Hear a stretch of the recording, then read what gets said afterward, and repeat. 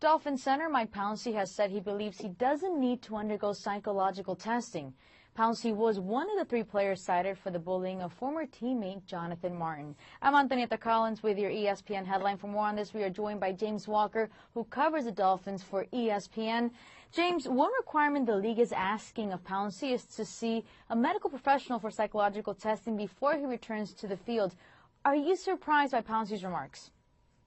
Well, I'm not surprised that this is how Mike Pouncey feels, because there's been a feeling within the Dolphins locker room for quite some time that the Jonathan Martin situation might have been overblown. Now, whether you agree with that or disagree with the Ted Wells report, I guess kind of depends on your perspective. But within the Dolphins locker room, especially when it comes to the people involved, such as Mike Pouncey, there was a feeling that the situation might have been overblown. So I'm not surprised that he doesn't really need psychological testing. But what I am surprised with is his candor today to make such candid comments that he doesn't need it. Now, I'm sure that's how he feels, but I don't know if you have the choice with that.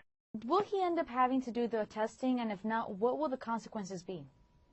Well, the NFL, this is for him to get back on the field. This is something that the NFL said during the owners' meetings that he has to do. So I really don't think Mike Pouncey has a choice in this matter. He can go reluctantly. He can, feel that he doesn't need to do it. But I would be shocked if he doesn't go through with this, especially if the NFL is threatening to withhold him, from being on the field again. So I just think this is just one of those things that, he's going to have to go forward with, whether, he wants to or not.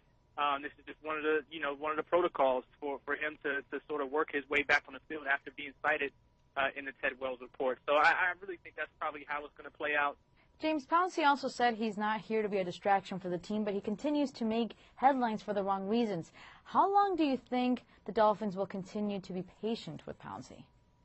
Yeah, and that's an interesting question and a good question because, I really think Mike Pouncey cost himself some money this offseason. He had been playing at a Pro Bowl level for the past 2 seasons. He made his first Pro Bowl this past season, but he had been outperforming his rookie contract for a while now. And for the Dolphins, instead of, giving him a big money extension for being one of the best centers in the league on the field, they decided to only pick up his 5th-year option for 1 more year. So he's under contract for this season and in 2015.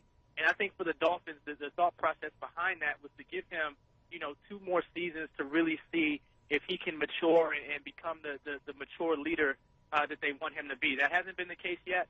But I think the Dolphins really bought themselves some time to decide over the next 2 seasons whether or not they really want to invest in him long-term and spend a lot of money with the long-term extension. James Walker, who covers the Dolphins for ESPN with the insight. For more on this story, make sure to read about it right here on ESPN.com. I'm Antonieta Collins with your ESPN headline.